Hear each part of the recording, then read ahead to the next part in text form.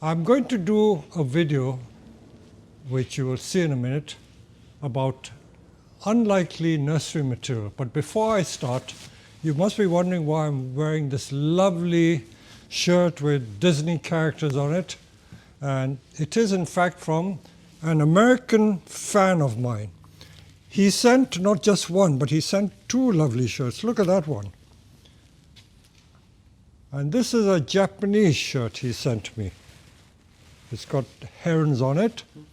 So that is a shirt he sent me. And his name is Jim Boone. So if Jim, you're watching, hello and thank you. I'm not asking people to send me presents or shirts, but I'm always very grateful to people who send me all these gifts, unsolicited gifts. And this is special because he had to send it twice. When he sent it from the United States, all these customs and tariffs complications meant that it was rejected in the UK, went back to his home in the United States, and he had to send it back to me again a second time. And luckily, I didn't have to pay any tariffs or charges for it. But thank you very much, Jim, and I hope you enjoyed. Jim has been watching my YouTube videos since the last 4 years, and he's told me how much he's learned from it, and he's always very grateful.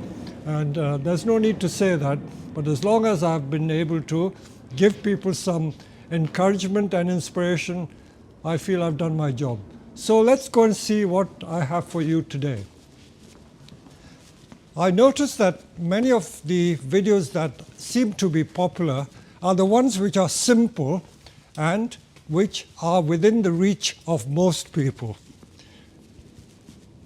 Looking at this tree, which will be the subject of another YouTube video, which is a European larch, I'm reluctant to work on material like this because not everyone has access to this material.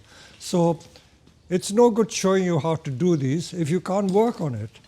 But let me go to another area, because we have an area where we have a lot of conifers and other starter trees.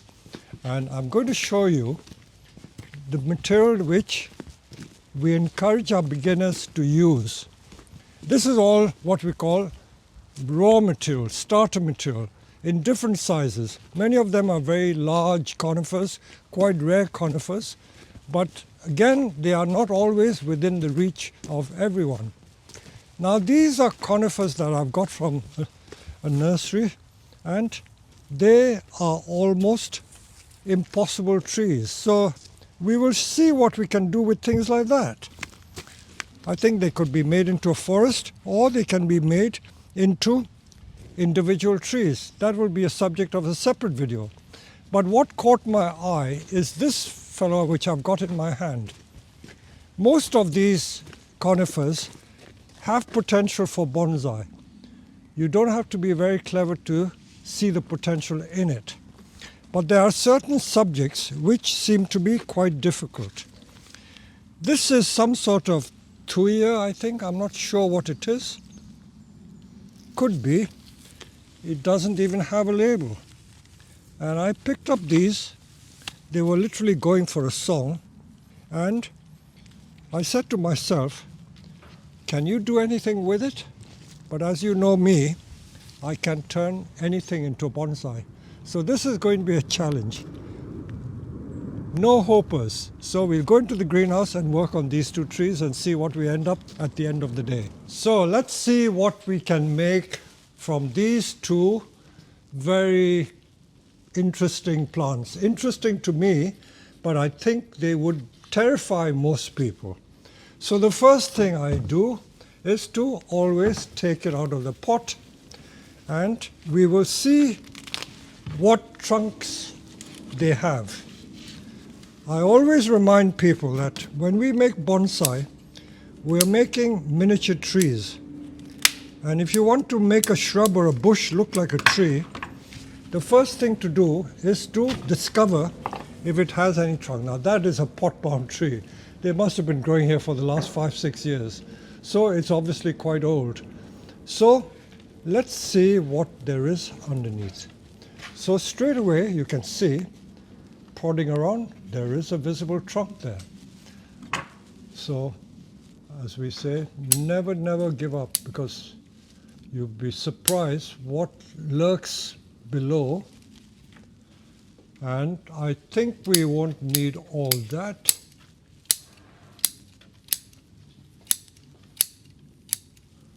Now, if I can use material like this, there's no reason why you shouldn't go out and find things like this which are seemingly impossible. Normally these type of plants don't cost a lot of money, and even if you spoil it, it will grow again, but you haven't wasted too much. So you can see my thinking. There is the lovely trunk now. So there's the makings of a nice bonsai. So I want to go a little lower there and see if I can find even more trunk below the surface. So I'm going to tease the roots to see what I can get out of it. We are in autumn now, and it's quite safe to do this sort of thing. And I have the advantage of this large greenhouse where I can keep the things frost-free, so even more reason to do it. If you live in a very cold climate and you don't have winter protection, then this isn't the thing that you should be doing. Now again, because this is so pot bound, rather than waste a lot of time teasing the roots, I'm just going to cut into the perimeter, which will make the teasing process a bit simpler. The reason why I feel I can do this is because if a tree has such a lot of roots, and vigorous, healthy roots at that, the tree won't suffer one bit, because it's obviously growing very strong and there's a lot of root to sustain the tree.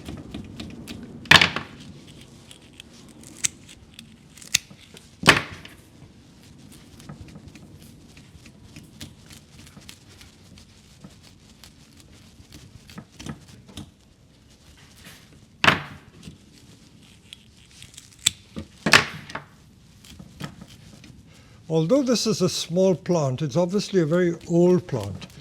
These were all produced from cuttings, and with a woody stem like this, I would say this is easily 7 or 8 years old.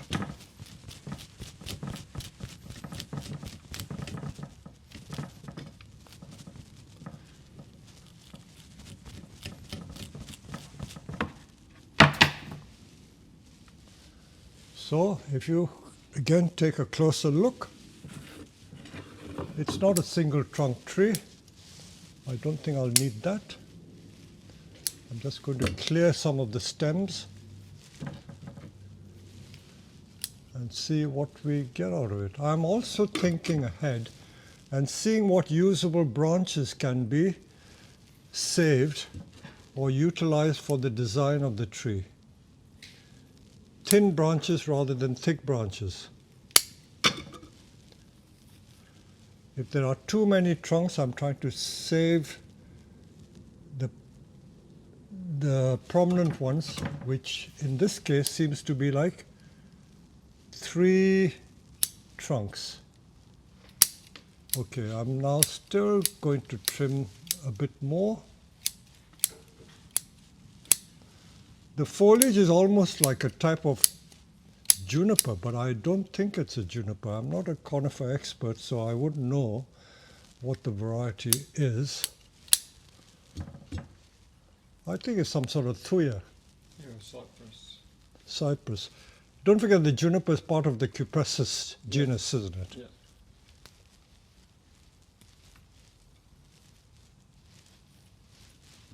So let us proceed. Rationalizing it. I'm always reminded of the days when I first started doing bonsai. This is back in the late 60s and early 1970s. And on the British bonsai scene, most of the people who were doing bonsai were just growing these little conifers in little pate dishes, not even bonsai pots, and calling it bonsai. Well, they were after a fashion. After all, bonsai was in its infancy. We now know better. But in those days, they started bonsai in that way, and it developed from there. I think I can give a little more interest by wiring the trunk. So I'm going to put a piece of wire through that and see what I get from it. So let me wire these two branches. Again, although they're the principal branches, I'm still using the two-branch principle.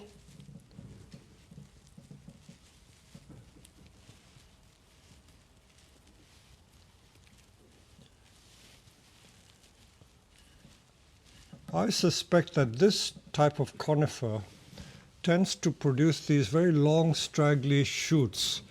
So it's very hard to get a tight foliage effect from it. But nonetheless, it can be encouraged to bud back. And who knows, it might turn out to be quite nice in a few years' time.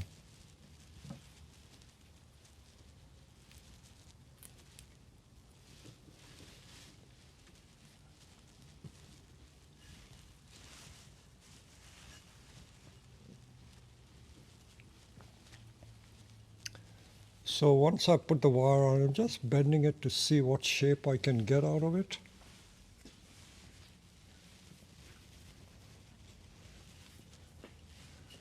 Look at that shape, look at that repetition that I've got out.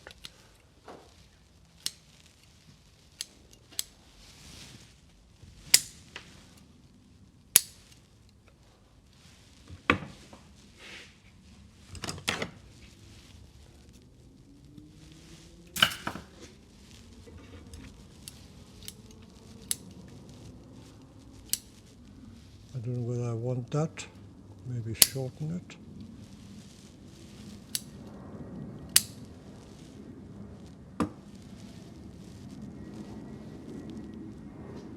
That's almost like my twin trunk maple.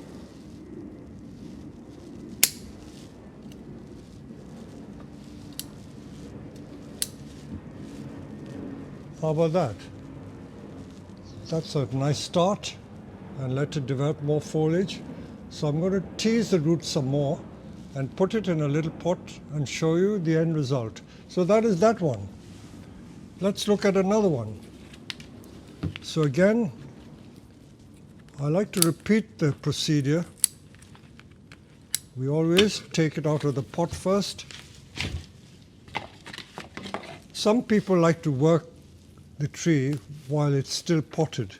In fact, they just cut the rim off the pot, but I don't like that. I like to get at the base because you never know what lies below the potting soil surface. Nursery trees are invariably planted too deep, and you will always find more trunk below. This one is also pot bound. Look at that. If it was a bonsai tree, you would certainly need to repot this.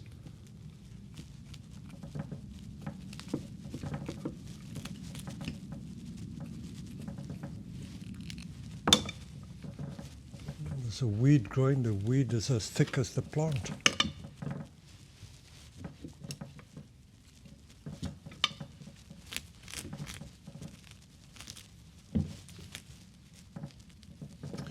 That is a dandelion, believe it or not. Can you see? If I don't pull it out, it'll grow again.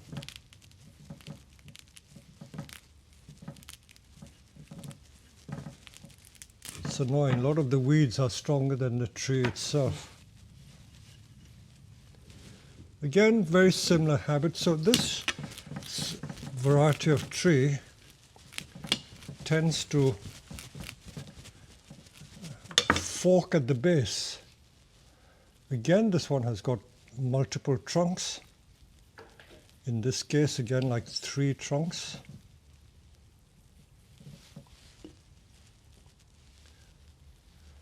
But perhaps I will only use 2 of them.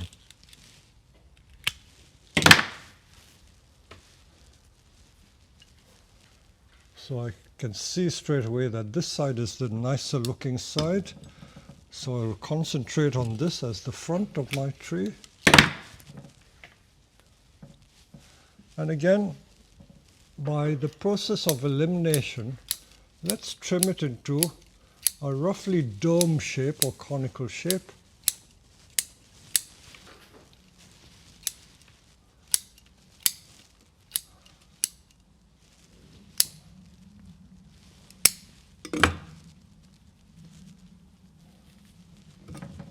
And make it more tree-like.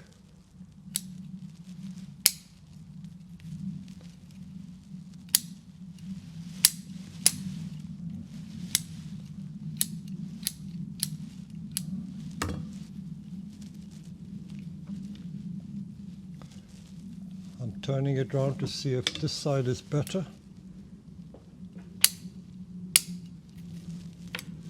It's all method of elimination. Eliminate unwanted branches bit by bit, and the final shape will emerge.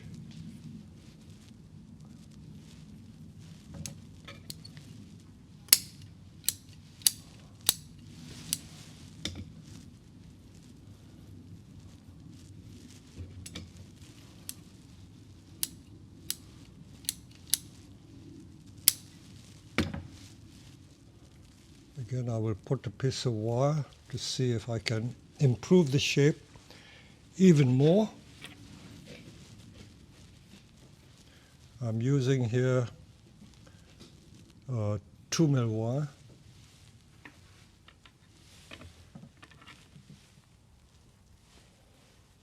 For those of you who are beginning in bonsai, the more you practice on simple projects such as this, the more confidence you will get, and you can progress to a higher level. But start with something simple. Don't rush out and buy expensive material when you're not ready for it. Because if you were to spoil it, you haven't wasted much. But I always say that there's no such thing as spoiling or anything wasted. Every experience is valuable. As we say, we learn from our mistakes.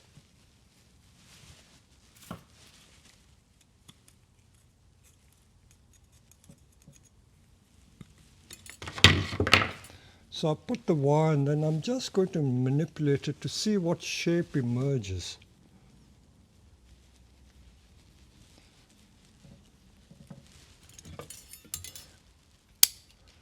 How could you go around and draw a plan for this tree? You can't. Just work on it and see what happens.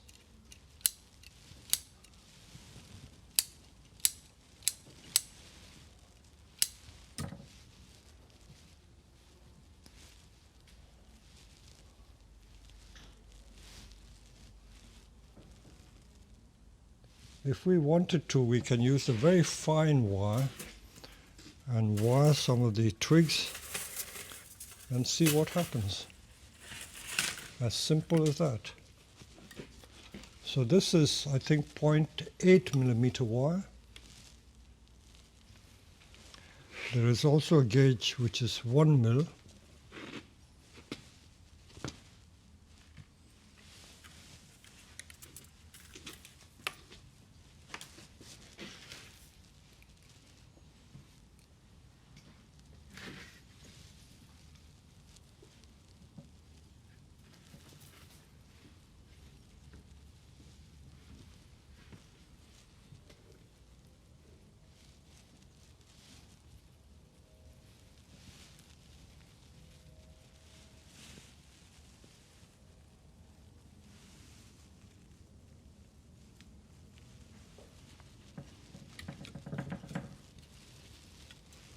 So remember the principles of creating the triangular shape or the dome shape. Not rocket science. Most bonsai are shaped like that.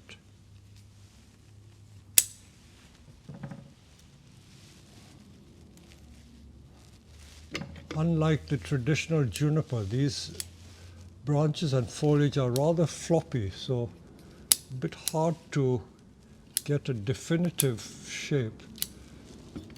But just a little bit of green does make it credible.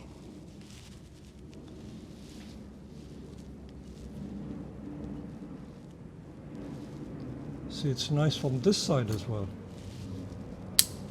So all I've done is create a dome shape, or roughly triangular shape. And I'm now going to put them into pots, so when I've potted it, I'll show it to you again. So what goes through my mind when I look for pots? My first inclination is go for the training pots. These are plastic training pots. So this is about the right size. Give it a chance to grow. It's not a bad looking pot, but then there are so many pots depending on how much you want to spend. These are very sophisticated Yi Xing pots. I think it's too tall. It's more for like a cascade type tree. Although mind you, the Chinese people tend to grow their bonsai in deeper pots. And although this is an evergreen, if you like a colorful pot, there's no reason why you shouldn't grow trees in a colorful pot. That's a bit too gaudy, I think. But if you like it, use it.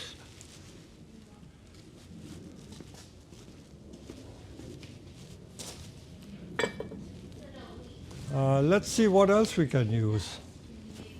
Now, many people don't use common sense. There's no point trying to put a tree in a pot like this because no way can you get the root ball to fit there. These are for established groups, so that would not be suitable. That, by the way, we do several designs of this as water basins as well. Now,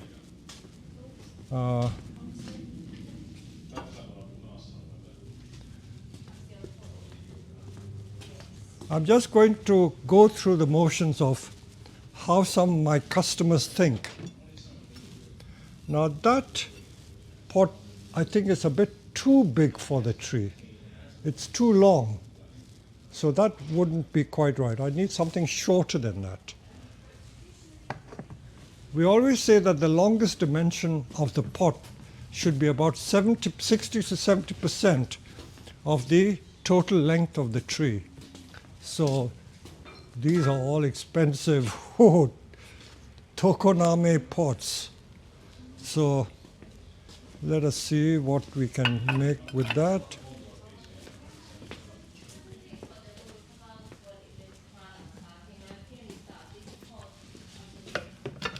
So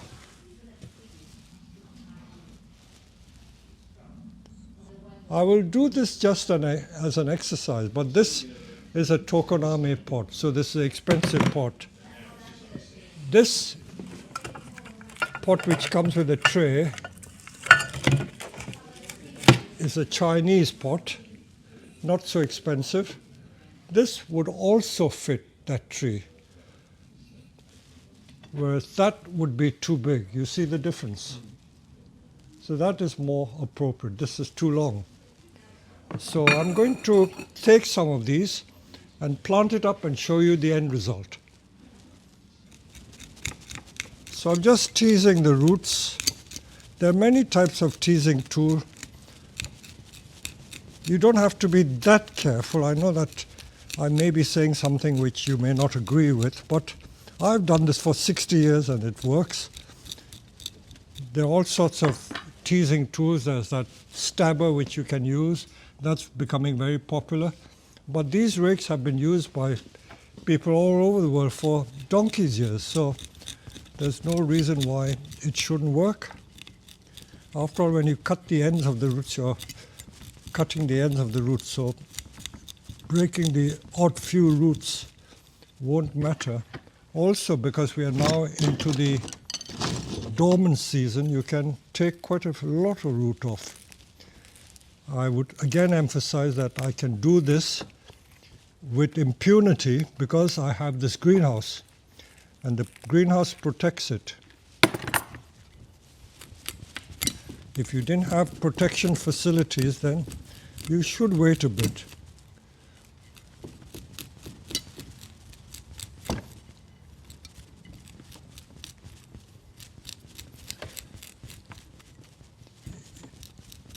In Europe and in England, we have a thing called the coal frame, which is like a mini greenhouse, which is not walking in type of structure, but it's just a low structure about 12 to 18 inch high, and that provides quite a lot of protection for trees.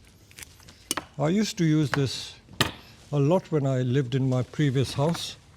So you see how much root I've taken off, and I can get it into that. That's a training pot, so let it produce more roots. So all I now do is tie it in and fill soil. I might as well show you this process as well, because even tying a tree in requires a bit of skill. Now, with plastic pots, I don't need to put mesh. I will repeat this because many people do things which are not as efficient, and I'm going to pass a piece of wire through. I'm using here, I think this is 0.8, no, this is 0.8 millimeter wire. I don't want to waste thick wire. In some situations, because I have classes all the time, when I leave people to their own devices, just stay there a minute, I'll show you a very silly thing that they do.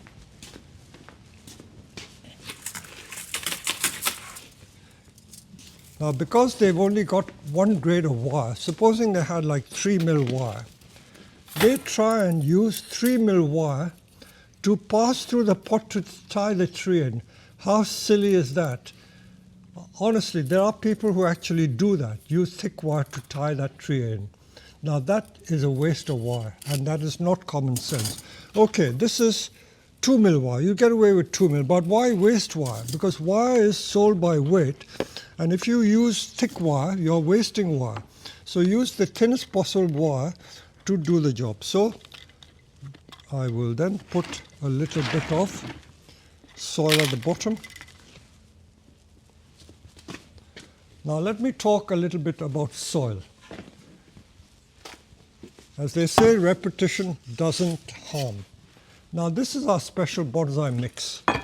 It's got 50% akadama, and then 25% volcanic grit, and 25% organic material. So that is very good compost.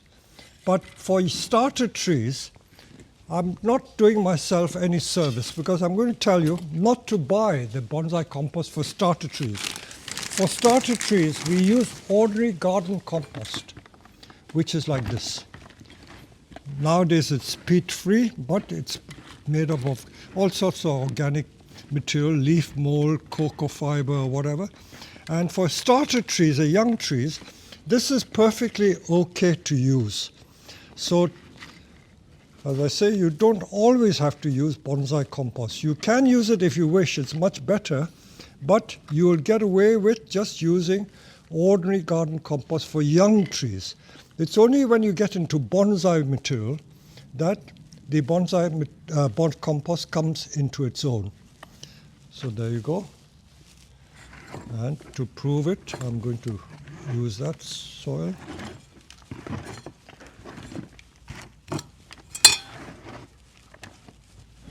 Make sure the planting angle is correct. Firm it in with your fingers and thumbs. And for good measure at the end, you can use a bit of all sorts of implements. A chopstick is the usual thing you can use.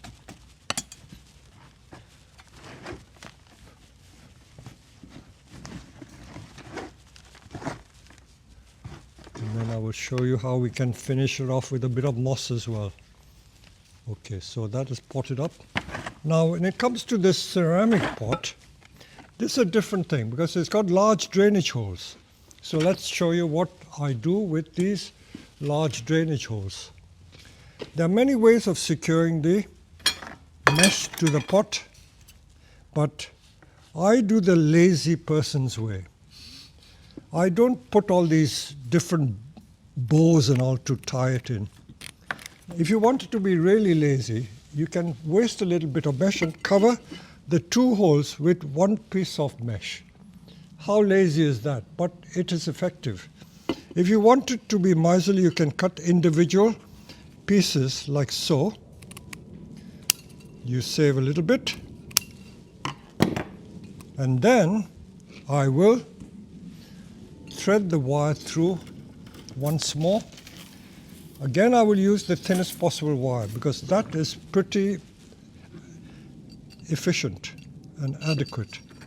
So when I pass the wire through, I thread it through the top, come through the bottom, and then pass it through the bottom. So by doing this, I've secured the mesh without having to do those fancy bows and separate ties to tie it in. So again, let me just use some of the compost to hand, just a little bit at the base so that the roots at the base touch the compost at the bottom there.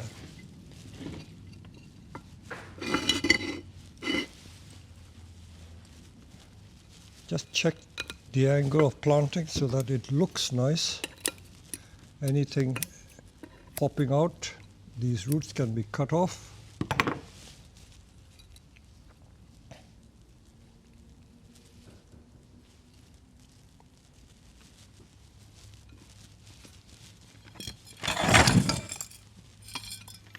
Okay, I'll stop it here.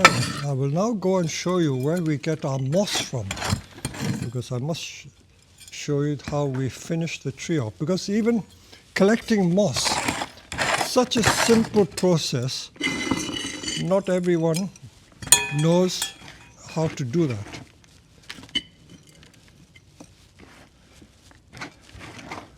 There are people who sell moss seed. I think that's a con. If you know what I mean by a con, it is really taking the mickey, as they say. You can just get moss from the footpaths, anywhere else. Let me walk around the nursery and show you exactly where we get our moss from. So I didn't have to go very far. This is just outside our storeroom. And look at the moss I'm getting from the paving here. This is what I'm getting out.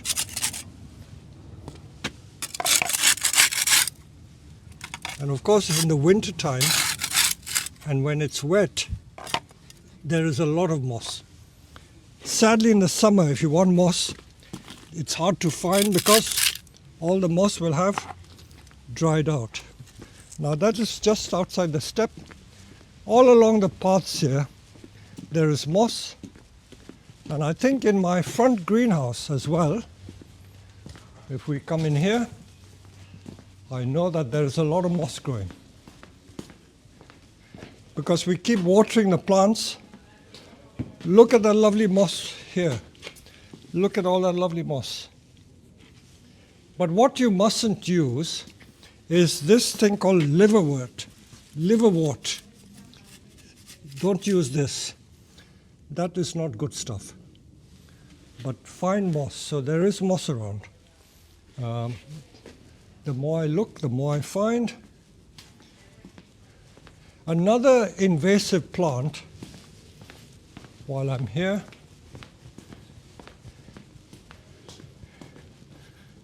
is this. I don't know whether it's called Selaginella, but this is a very invasive plant. Some people like to use it. But do be careful, you've got to really keep it under control, otherwise they spread like wildfire. Okay, so having found some moss, I'm now going to put it on top of the pots and show you the finished product. So let's show you the completed projects. This one has been planted in a plastic training pot and mossed up. And this one is in a Chinese ceramic pot and with moss. You must admit, they look quite different from what we started off, which was like this. So from this to this, it's not bad. And we've just spent no more than half an hour to do 2 trees, including potting it and putting the moss on. So how easy is that? So give it a go. Something similar like this you can always use for bonsai, so nothing is impossible.